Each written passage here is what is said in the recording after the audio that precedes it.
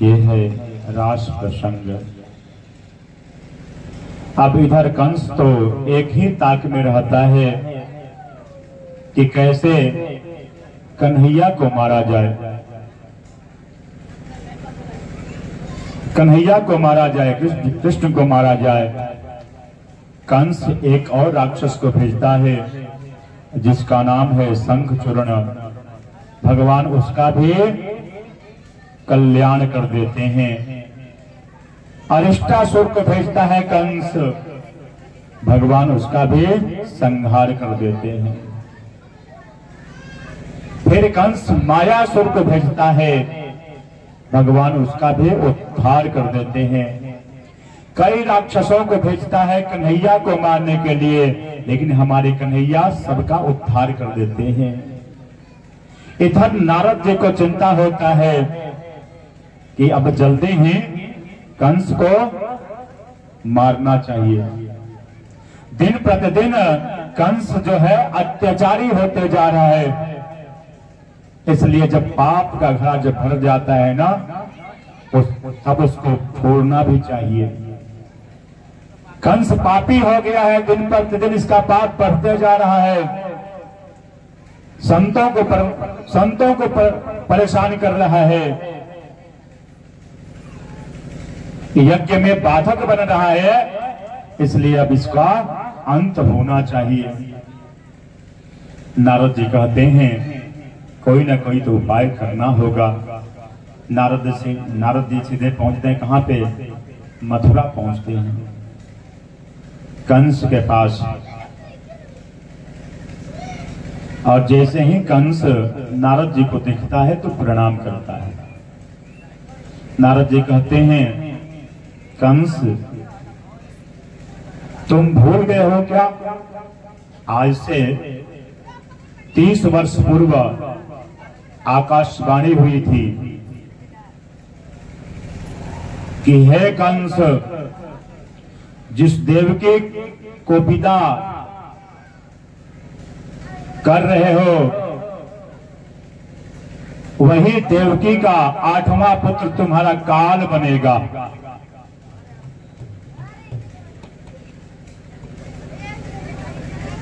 कंस कहता है कि मैं कैसे भूल सकता हूं, मैं कई राक्षसों को मैं भेजा कृष्ण को मारने के लिए, लेकिन जब जाते हैं मथुरा से तो कहते हैं कि राजन आप चिंता मत करो, मैं मार करके आऊंगा। लेकिन जाते हैं मारने के लिए और स्वयं मार करके चले जाते हैं। मैं क्या करूं? नारद जी कहते हैं ऐसा करो राजन कि आप एक मेला का आयोजन करो और उस मेला में कृष्ण और बलराम को बुलाओ, और बुला करके तुम्हारे जो सैनिक हैं वह छल से कृष्ण और बलराम को मार देंगे, क्योंकि दिन प्रतिदिन आपका जो शत्रु है वह बढ़ते जा रहे हैं। अगर वह और बड़े हो जाएंगे तो उनकी ताकत और मजबूत हो जाएगी, तब तुम कैसे मार पाओगे? जब कन्हैया 6 दिन के थे उस समय जब पुतना को मार सकते हैं, पुतना को, शकटासुर को, धेनुकासुर को, जब यह 5 वर्ष की अवस्था में मार सकते हैं इतने बड़े राक्षसों को, तो जरा विचार करो जितने यह जितने बड़े होंगे उतने ही यह बलशाली होंगे। इसलिए राजन तुम मेला का आयोजन करो और मेला में कृष्ण और बलराम को बुलाओ और छल से अपने सैनिकों से तुम कृष्ण और बलराम को मरवा दो। कंस कहता है कि कृष्ण और बलराम आएंगे कैसे? नारद जी कहते हैं कि जो अक्रूर हैं, जो कृष्ण और बलराम के जो चाचा हैं, उनको तुम वृंदावन भेजो और वो जाएंगे कृष्ण बलराम को लेकर के आएंगे मेला दिखाने के लिए। नंद बाबा के यहाँ तुम निमंत्रण भेजो अक्रूर जी के द्वारा, वह जाएंगे, वह और जाकर के निमंत्रित करेंगे और कृष्ण बलराम को लेकर के आएंगे। और जैसे ही कृष्ण और बलराम आएंगे तुम्हारे सैनिक छल से मार देंगे, तुम्हारा काम बन जाएगा। यह सुझाव कंस को अच्छा लगता है, यह सुझाव कंस को अच्छा लगता है और अक्रूर जी को बुलाता है। अक्रूर जी से कहता है, गच्छ नंद प्रजम तत्र सुतावान कुदुंदुमे अशाते ताभिहानेन रथेना नयमाचिरम। हे अक्रूर जी, आपको अभी अभी वृंदावन जाना है, वहां जाकर के कृष्ण और बलराम को लेकर के आना है। अक्रूर जी कहते हैं, मन ही मन कहते हैं, इस पापी के अंदर कृष्ण और बलराम को बुलाने का जो भाव है यह कैसे प्रकट हो गया। पूछते हैं कि क्या बात है, क्यों मैं कृष्ण और बलराम को लेकर के आऊं। तो कंस कहते हैं, अक्रूर जी, आज से 30-32 वर्ष पूर्व आकाशवाणी हुई थी कि देवकी का 8वां पुत्र मेरा काल बनेगा, और मुझे पता चल गया है कि जो देवकी का जो 8वां पुत्र है वही कृष्ण है, और 7वां पुत्र बलराम जी हैं। उनको जाकर के लेकर के आओ मेला घुमाने के बहाने, और जैसे ही कृष्ण बलराम आएंगे छल से हमारे शत्रु कृष्ण और बलराम को मार देंगे। जब यह बात अक्रूर जी सुनते हैं तो कंस को समझाने का प्रयास करते हैं। कहते हैं, मनोरथान करोत्युच्चैर जनो दैवहतानपि युज्यते हर्ष शोकाभ्याम तथाप्याज्ञां करोमि ते। कंस, हम तो सोचते बहुत हैं, लेकिन हमारे सोचने से क्या होगा।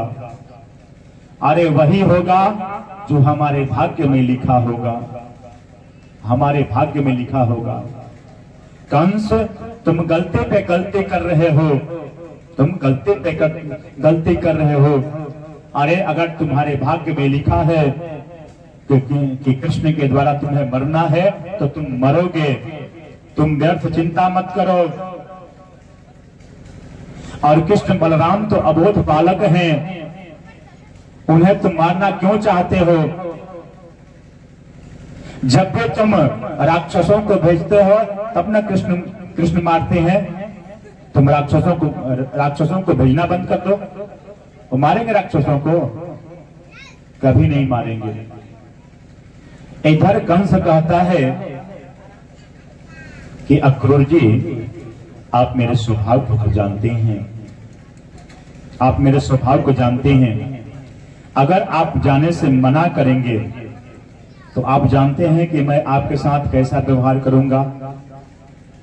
अक्रूर जी मन ही मन सोचते हैं कि इस दुष्ट पापी के हाथों से मरने से अच्छा है कि कम से कम ब्रह्मांड के नायक जगदीश्वर का दर्शन कर लिया जाए, कम से कम कन्हैया का दर्शन कर लिया जाए।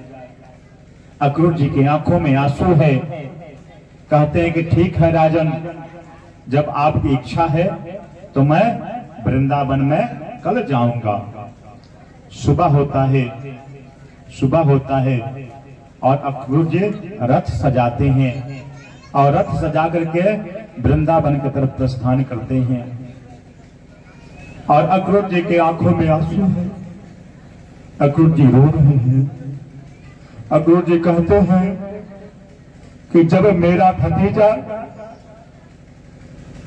दौड़ करके मेरे पास आएगा और चाचा जी कह करके मेरे गले से लग जाएगा तो मुझे कितना अच्छा लगेगा। लेकिन मैं कितना बड़ा पापी हूं कि आज अपने भतीजे को लेने जा रहा हूं। और जैसे ही मेरा भतीजा कृष्ण और बलराम आएंगे मथुरा में, कंस अपने सैनिकों के द्वारा छल से मरवा देगा। अक्रूर जी की आंखों में आंसू, अक्रूर जी रो रहे हैं और मथुरा से वृंदावन जाने में मात्र 20 मिनट का समय लगता है, लेकिन अक्रूर जी अपने शुद्ध बुद्ध को खो बैठते हैं। रथ में जो घोड़े जोते हुए थे, कहीं भी हरे हरे घास को देखते हैं तो चरने लगते हैं, पानी देखते हैं तो पीने लगते हैं। सुबह के चले हुए हैं अक्रूर जी और शाम हो जाता है। शाम के समय कृष्ण और बलराम गाय चरा करके आ रहे हैं। बीच रास्ते में ही कृष्ण और बलराम से अक्रूर जी का मिलन हो जाता है। कृष्ण और बलराम दौड़ करके जाते हैं कि चाचा जी आ गए, चाचा जी आ गए, चाचा जी आ गए, और दौड़ करके प्रणाम करते हैं। अक्रूर जी अपने अंकों में भर लेते हैं कृष्ण और बलराम को, और अक्रूर जी की आंखों में आंसू है।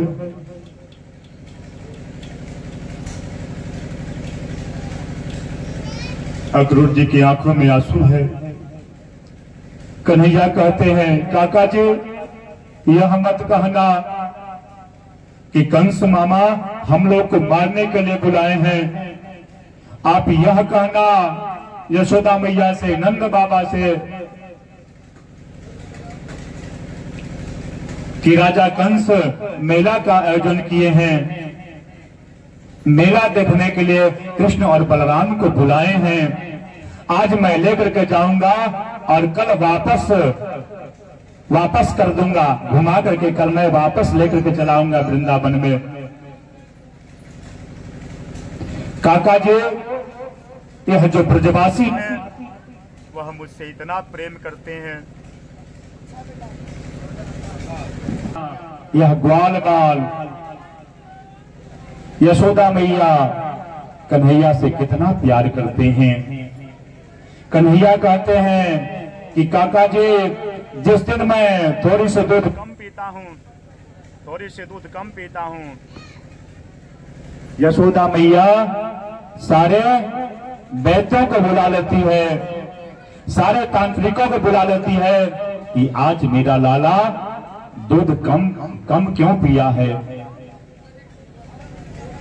तांत्रिकों को बुलाती है और मुझे झड़वाती है कि लगता है मेरे लाला को कोरोना लग गया है। वैद्यों को बुलाती है, लगता है मेरा लाला आज बीमार हो गया है। जिस दिन मैं गोपियों के यहां माखन चुराने में जाता हूं नहीं, उस दिन यह गोपियां अपने घर से दौड़ करके हमारे यहाँ आती हैं कि आज क्या बात है, आज हमारे यहाँ कन्हैया क्यों नहीं आया मक्खन खाने के लिए। इतना प्रेम करती हैं गोपियां, इतना प्रेम करते हैं ग्वाल बाल मुझसे। काका जी अगर आप कहोगे कि कंस मामा हम लोगों को मारने के लिए बुलाए हैं, तो वो जाने से मना कर देंगे। अक्रूर जी की आंखों में आंसू है और अक्रूर जी मन ही मन आंसू को पी जाते हैं। नंद भवन में प्रवेश करते हैं और जैसे ही नंद भवन में प्रवेश करते हैं, नंद बाबा देखते हैं अक्रूर जी को, तो स्वागत करते हैं अक्रूर जी का। आसन आसीन कराते हैं, नाश्ता पाने की व्यवस्था करते हैं। सायंकालीन अक्रूर जी और नंद बाबा एक साथ भोजन प्रसाद करने के लिए बैठते हैं। नंद बाबा अक्रूर जी से पूछते हैं कि अक्रूर जी आप आए, अच्छा लगा, लेकिन आने का प्रयोजन क्या है। अक्रूर जी कहते हैं, नंद जी मथुरा का जो राजा कंस हैं वह अपने यहाँ मेला का आयोजन किए हैं और वह निमंत्रण दिए हैं आपको और मुझे भेजे हैं कि कृष्ण और बलराम को लेकर के आने के लिए। मैं आया हूं कृष्ण और बलराम को लेने के लिए और 2 दिन में कृष्ण बलराम को मेला दिखा करके वापस लेते आऊंगा। और जैसे ही यशोदा मैया सुनती है कि यह अक्रूर ये कृष्ण और बलराम को लेने आए हैं, यशोदा मैया मचल जाती है।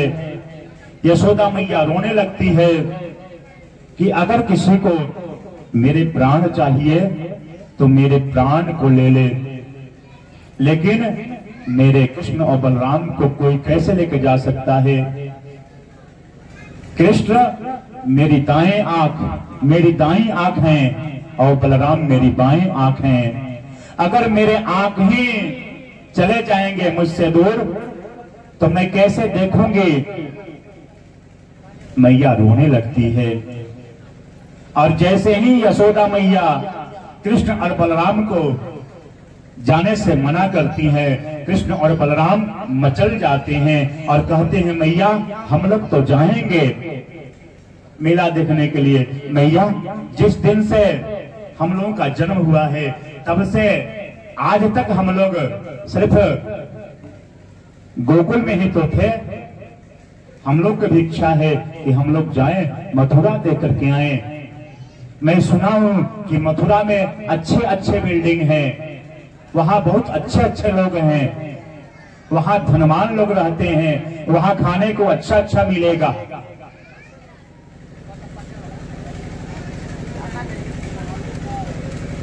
और इधर यशोदा मैया रोने लगती है। कन्हैया चुप कराने का प्रयत्न करते हैं लेकिन मैया कहां रुकने वाली है। नंद बाबा कहते हैं देवी अगर कृष्ण और बलराम को जाने की इच्छा है मथुरा तो मैं भी कृष्ण बलराम के साथ में जाऊंगा। ग्वाल बाल भी जाएंगे कन्हैया के, मैं स्वयं जाऊंगा मथुरा में और जाकर के कृष्ण और बलराम को मेला दिखा करके 2 दिन में वापस हो जाऊंगा। मैया को संतावना देते हैं,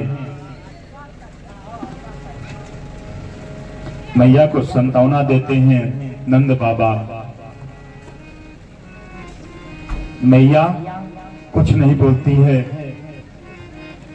और कृष्ण और बलराम को हिला करके सुला देती है। इधर हमारे कन्हैया अक्रूर जी से कहते हैं कि चाचा सूर्योदय से पहले ही हम लोग निकल चलेंगे मथुरा के लिए, क्योंकि अगर गोपियों को पता चल जाएगा तो जाने से मना करेंगे। इधर नंद बाबा कन्हैया के सखाओं के साथ रात्रि में ही प्रस्थान कर जाते हैं मथुरा के लिए। रात्रि में प्रस्थान कर जाते हैं। रात्रि के ठीक 12 बजे यशोदा मैया नंद भवन में एक खंभे को पकड़ करके सिसक सिसक करके रो रही है। उसी समय हमारे कृष्ण का नींद खुलता है तो सिसक सिसक का रोने का आवाज आता है। हमारे कन्हैया जब जाते हैं आंगन में तो देखते क्या है कि यशोदा मैया एक खंभे को पकड़ करके सिसक करके रो रही है। उसी समय हमारे छोटे से कन्हैया वो भी रोने लगते हैं, कहते मैया मुझे भी मैया कष्ट होगा, मैया मैं भी कैसे जाऊंगा तुम्हें छोड़ करके, लेकिन मैया मेरी बात मानो मैया, मैं 2 दिन में वापस आ जाऊंगा। यशोदा मैया कहती है लाला अगर तुम चले जाओगे तो मैं कैसे रहूंगी यहाँ पे, ये आंगन सूना हो जाएगा। भैया चिंता मत करो। कन्हैया साहस बनाते हैं यशोदा मैया। यशोदा मैया को साहस बनाते हैं और कहते हैं भैया चिंता मत करो, 2 दिन में मैं वापस आ जाऊंगा। पक्का बेटा 2 दिन में तुम वापस आ जाओगे? कन्हैया कहते हाँ मैया 2 दिन में मैं वापस आ जाऊंगा।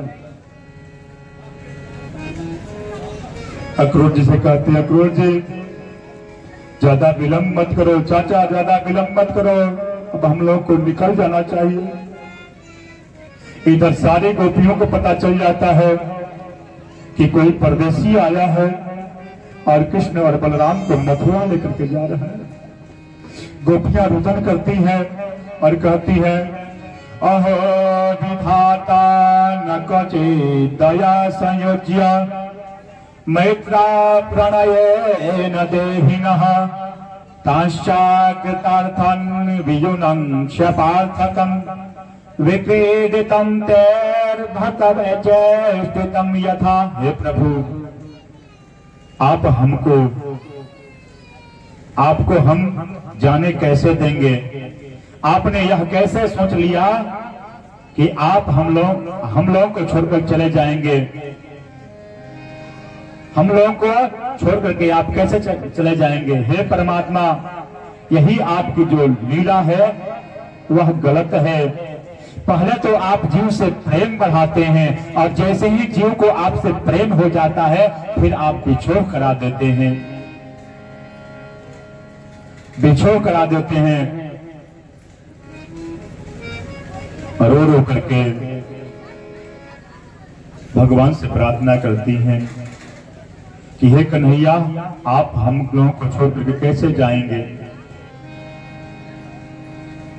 इधर कृष्ण और बलराम जैसे ही नंद भवन से बाहर निकलते हैं तो देखते क्या हैं कि जितनी गोपियां हैं सारी गोपियां दरवाजे पे खड़ी हैं।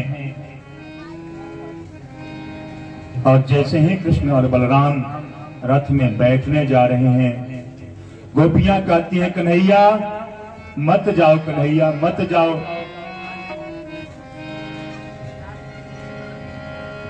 पाव परो तोरे श्याम ब्रज में लौट चलो। पाव परो तोरे श्याम ब्रज में लौट चलो। ब्रज में लौट चलो।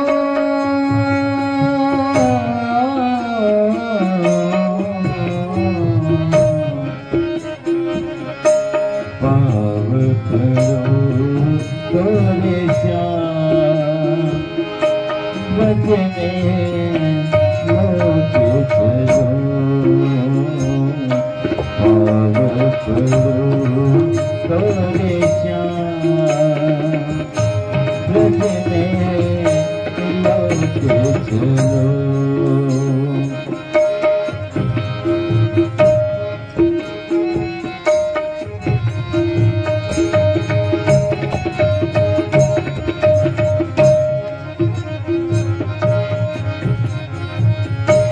सूनी कदम की ठंडी छैया, सूनी कदम की ठंडी छैया,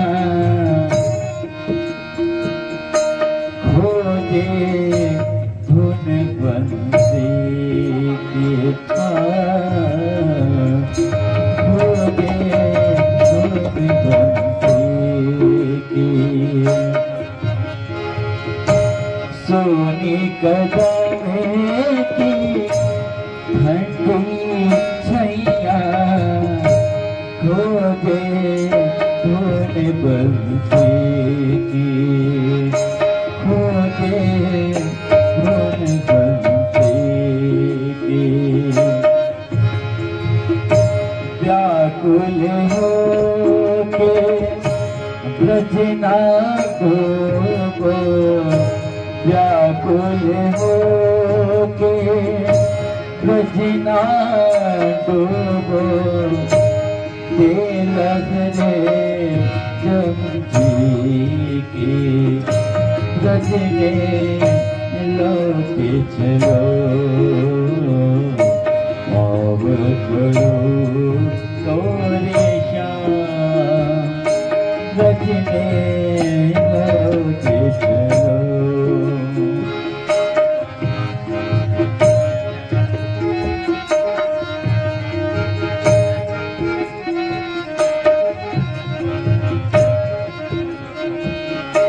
दूध दही से भरी मटकिया दूध दही से भरी मटकिया तोरे कौन मुरारी तोरे कौन मुरारी असवन जल से भरे गगरिया असवन जल से भरे गगरिया बन कटे वे बनिहारी ब्रज में लौटे चलो तोरे श्याम ब्रज में लौटे चलो तोरे श्याम ब्रज में लौटे चलो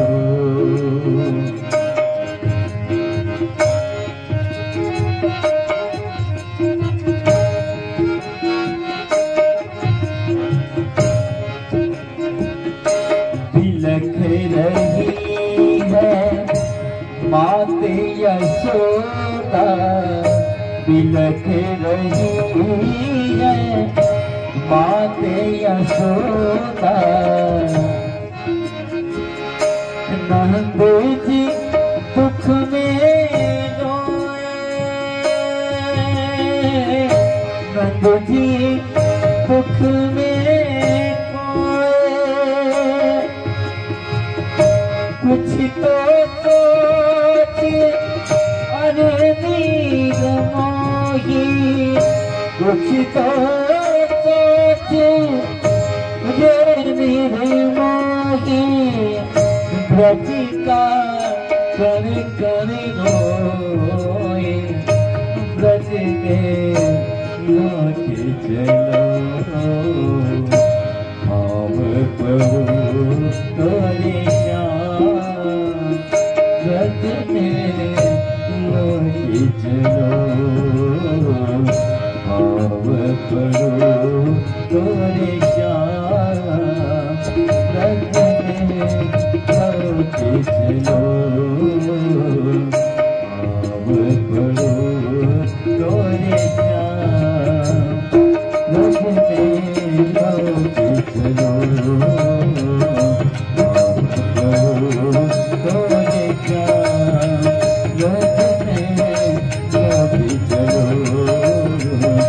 आव करो तोरे श्याम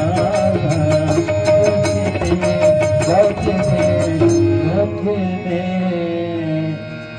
लौटे चलो इधर गोपियां कन्हैया से कहती हैं, कन्हैया अगर तुम्हें जाना है तो हमारे लाश पर से जाना होगा। और रथ के नीचे सो जाती हैं, कहती हैं कि अगर कन्हैया अगर आपको जाना होगा तो मेरे ऊपर से होकर के जाइए। कन्हैया कहते हैं, गोपियों मैं आज जा रहा हूं और कल आ जाऊंगा, परसों आगमिष्यामि, चिंता मत करो। लेकिन गोपियां कहां सुनने वाली हैं। किशोरी जी से कन्हैया कहते हैं, किशोरी जी आप तो जानती हैं, अगर मैं मथुरा जाऊंगा तब आगे की लीला होगी, आप तो जानती हैं ना। अरे आप तो समझाइए। किशोरी जी समझाती हैं गोपियों को। गोपियां कहती हैं, कन्हैया अगर तुम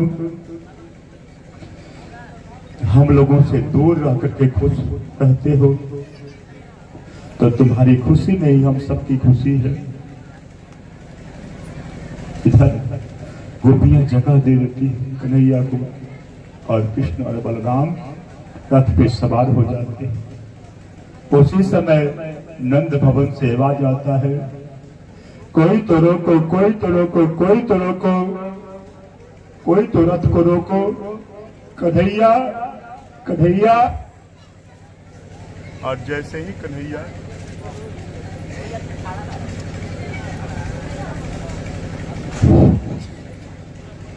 कन्हैया यशोदा माँ के शब्दों को सुनते हैं, रथ से कूद पड़ते हैं और यशोदा मैया के पास में जाते हैं। कहते मैया क्या बात है मैया। और यशोदा मैया कन्हैया को अंक में भर लेती है। कहते कन्हैया मुझको तो आज पता चला कि ते तो वसुदेव का पुत्र है, देवकी का पुत्र है। कन्हैया मुझे आज पता चला कि तुम देवकी के पुत्र हो, वसुदेव के पुत्र हो। मैं कितना बड़ा पापी हूं कि थोड़ी सी मक्खन के लिए मैं तुझे मारती थी, मटकी फोड़ने के चलते तुझे मैं ओखर से बांधती थी। ये मत सोचना कन्हैया कि मेरी औकात मक्खन के बराबर भी नहीं है। कन्हैया कहते मैया चिंता मत करो मैया, परसों आगमिष्यामि। मैया को रोते हुए छोड़ करके कृष्ण और बलराम मथुरा की तरफ प्रस्थान करते हैं। सारी गोपियां, यशोदा मैया, सारी गायें एक टक से कन्हैया को निहार रही हैं। आंखों से आंसू झरझर गिर रहा है। कन्हैया एक बार तो देख लो हम लोगों को। अगर कन्हैया एक बार अगर देख लेते तो शायद वापस आ जाते, लेकिन कन्हैया बिना देखे ही मथुरा की तरफ प्रस्थान करते हैं। छोड़ वृंदावन विपिन, छोड़ वृंदावन विपिन, कुंज यमुना पुलिन, श्याम मथुरा चले, श्याम मथुरा चले, श्याम मथुरा चले, श्याम मथुरा चले। छोड़ वृंदावन विपिन, कुंज यमुना पुलिन, श्याम मथुरा चले, श्याम मथुरा चले, श्याम मथुरा चले, श्याम मथुरा चले।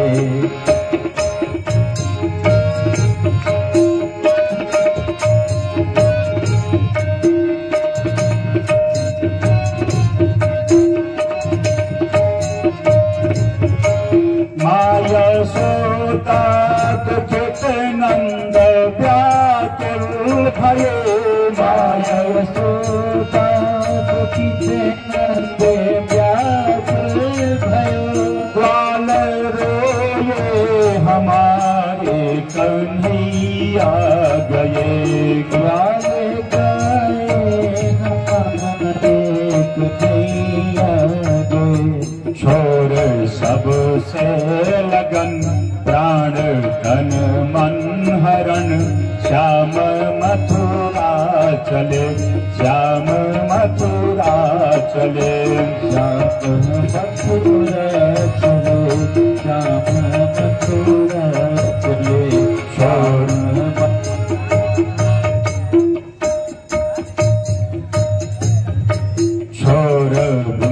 वृंदावन विपिन कुंज यमुना पुलिन श्याम मथुरा चले, श्याम मथुरा चले।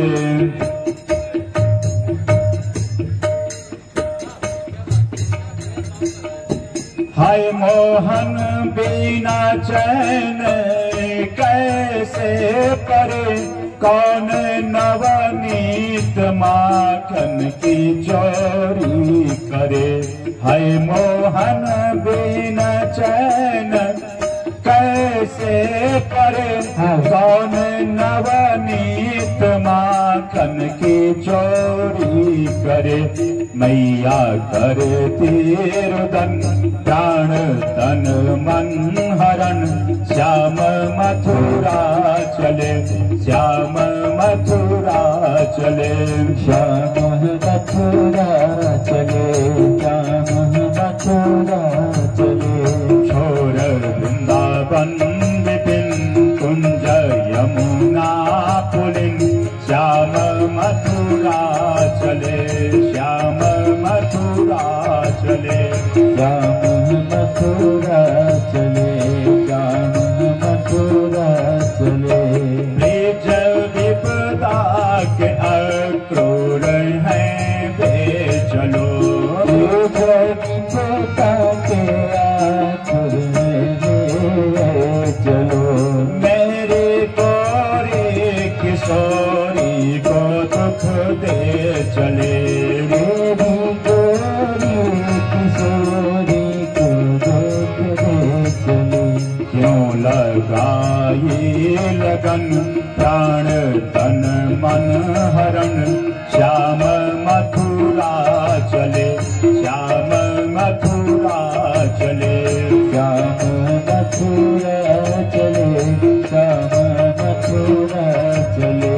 छोर वृंदावन विपिन कुंज यमुना पुलिन श्याम मथुरा चले, श्याम मथुरा चले।